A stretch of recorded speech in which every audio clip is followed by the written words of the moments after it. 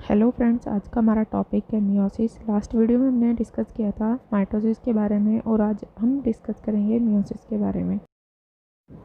Meiosis जो stage है वो सबसे पहले जो देखा गया था, मियोसिस की जो स्टेज वो देखी गई थी सी अर्चिन की एग में 1876 में। और ये जो डिस्कवर किया था ये जर्मन के बायोलॉजिस्ट थे ऑस्कर हार्वेटिंग, उन्होंने देखा था। ठीक है, लेकिन प्लांट सेल में इसको जो ऑब्जर्व किया था प्लांट सेल में वो किया था थॉमस ने ड्रोसोफिला मेलेनोगोस्टर में। ठीक है, और ये जो मियोसिस की जो टर्म है वो दी थी फार्मर एंड मोरे ने। ठीक है, मियोसिस को हम अर्धसूत्री विभाजन भी बोलते हैं और मियोसिस को हम रिप्रोडक्टिव सेल या जर्मिनल सेल्स भी बोलते हैं। जर्मिनल सेल्स क्यों बोलते हैं? क्योंकि इसमें क्या होती है, ये डाइप्लॉइड होती है। ठीक है, और मियोसिस में क्या होता है, मियोसिस में हमें पेरेंट सेल से 4 डॉटर सेल्स मिलती हैं। ठीक है, और जितनी भी जो डॉटर सेल्स होती हैं उनमें क्या होता है, जो क्रोमोसोम्स नंबर हैं वो कैसे हो जाते हैं, हैप्लॉइड हो जाते हैं। माना कि पेरेंट सेल में जो क्रोमोसोम्स नंबर होते हैं वो होंगे 2n, लेकिन जो डॉटर सेल होती है उनमें जो क्रोमोसोम जो नंबर होते हैं वो क्या हो जाते हैं, आधे हो जाते हैं, तो उनमें रह जाएंगे n। ठीक है, और ये जो 4 डॉटर सेल्स होती हैं ये सिमिलर नहीं होती आपस में भी, एंड पेरेंट्स सेल्स में भी सिमिलर नहीं होती हैं। जो मियोसिस होता है उसकी जो हम स्टडी करते हैं या उसको हम मतलब जिसमें हम सही से स्टडी कर सकते हैं मियोसिस की, वो करते हैं हम एंथर में। मियोसिस का जो ये डिवीज़न होता है 2 पार्ट में डिवाइड होता है, meiosis first and meiosis second. Meiosis first में हम क्या पढ़ेंगे, prophase first, metaphase first, anaphase first and telophase first. Prophase first की जो स्टेज होती हैं वो होती हैं लैप्टोटीन, जाइगोटीन, पैचिटीन, डिप्लोटीन एंड डाइकेनाइसिस। अब प्रोफेज फर्स्ट में हम सबसे पहले स्टेज जो है वो देखते हैं leptotene. The leptotene stage also known as the leptonema is the first of 5 sub stage of prophase in meiosis. The term leptonema derived from Greek word meaning thin thread. A cell destined to become a gamete enter the leptotene stage after its chromosomes are duplicated during intraphase. अब देखते हैं लैप्टोटीन का जो structure होता है, इसमें जो chromosomes होते हैं आपको दिख रहा है इसमें ये कैसे होते हैं, थ्रेड लाइक स्ट्रक्चर में होते हैं। Zygotene is characterised by pairing of homologous chromosome synapsis. Zygotene में क्या होता है कि जो क्रोमोसोम्स होते हैं होमोलोगस क्रोमोसोम्स वो क्या करते हैं, पेयर बना लेते हैं, और जो उनकी स्ट्रक्चर होती है वो कैसी होती है, जिपर लाइक स्ट्रक्चर होती है। जो हमारा नेक्स्ट स्टेज है वो है पैचिटीन द पैकेनीमा। इसको हम पैचिटीन को हम दूसरा नाम होता है इसका pachynema. The homologous chromosomes become much more closely associated. This process is known as synapsis. इसमें क्या होता है कि जो क्रोमोसोम्स होते हैं वो क्या होते हैं, क्लोजली एसोसिएटेड होते हैं, मतलब कि आपस में मिले होते हैं, इसे हम सिनेप्सिस बोलते हैं। The synapses homologous pair of chromosome is called treated because it consist of 4 chromatid. इसको मतलब कि जो क्रोमोसोम्स होते हैं उसे हम क्या बोलते हैं, थ्रेड बोलते हैं। थ्रेड लाइक स्ट्रक्चर भी होती है, क्यों, और क्योंकि जो बने होते हैं ये कहीं से होते हैं, क्रोमेटिड। क्रोमेटिड क्या होता है, जो क्रोमोसोम्स का छोटा पार्ट होता है, मतलब कि स्मॉल पार्ट, तो उसे क्या बोलते हैं, क्रोमेटिड। तो ये जो क्रोमोसोम्स होते हैं क्रोमेटिड से मिलकर बने होते हैं, इसलिए हम इसे क्या बोलते हैं, थ्रेड लाइक स्ट्रक्चर भी बोलते हैं। It can be observe until the next stage but the snapped chromosome may undergo crossing over in parenchyma. The chromosome continue to condense. Next stage है हमारे diplotene. During the diplotene stage also known as diplonema from Greek word meaning to thread. The homologous chromosome separate from one another a little.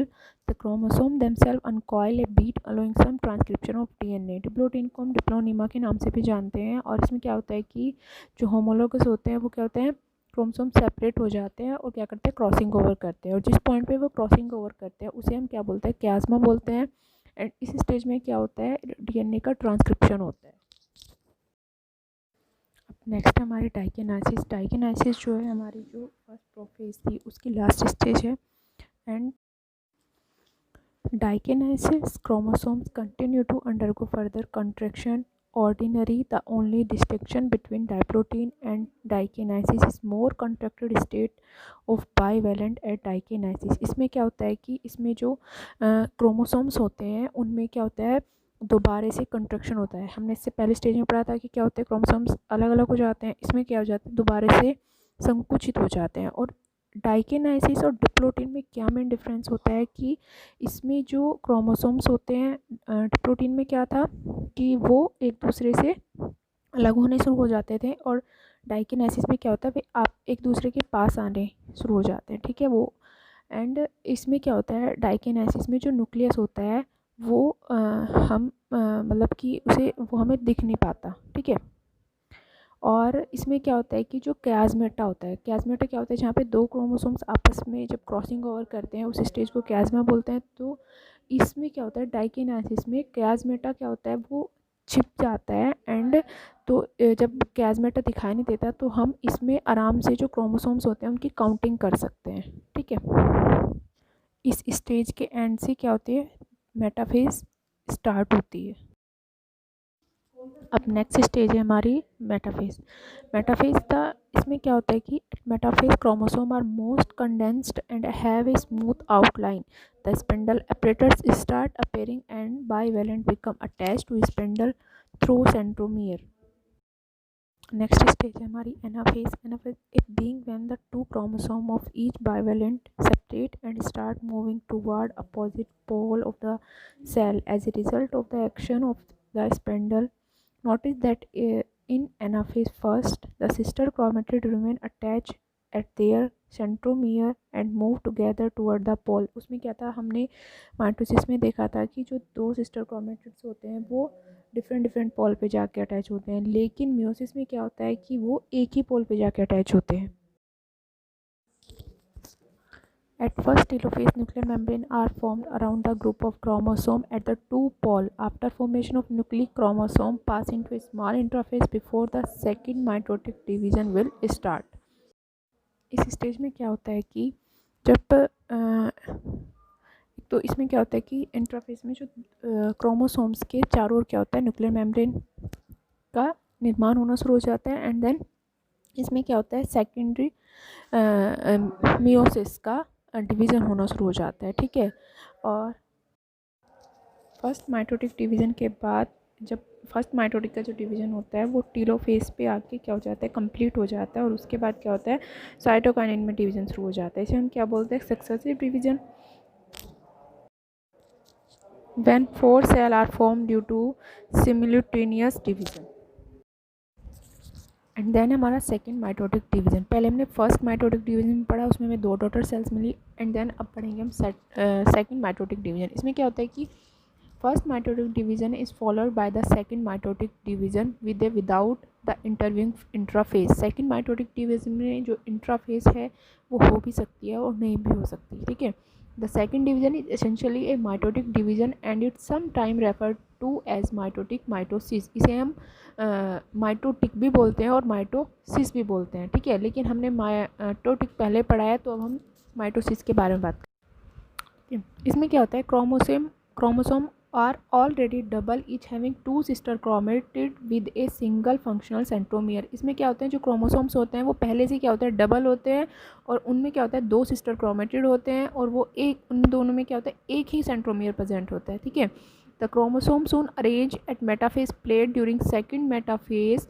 और वो क्या होते हैं, जो chromosomes होते हैं वो क्या अरेंज होते हैं किस पे, प्लेट पे, मेटाफेज में. ठीक है. The centromere then is split and 2 chromatid which may now be called chromosome pass to 2 pole during second anaphase. This is soon followed by second telophase and cytokinesis. ठीक है. तो इससे हमें क्या मिल जाता है, 4 हैप्लॉइड डॉटर सेल्स मिलती हैं. अब देखते हैं difference between meiosis and mitosis. Mitosis produce genetically identical cell और meiosis produce genetically unique cell. ठीक है. जो माइटोसिस होते हैं वो प्रोड्यूस करते हैं आइडेंटिकल सेल्स को और मियोसिस प्रोड्यूस करते हैं यूनिक सेल को. माइटोसिस में क्या होता है, डाइप्लॉइड सेल्स होती हैं और मियोसिस में हैप्लॉइड सेल्स होती हैं. ठीक है. And mitosis take place through an organism lifetime and meiosis take place only at certain time in an organism life cycle. Mitosis involved in asexual reproduction, or meiosis involving sexual reproduction.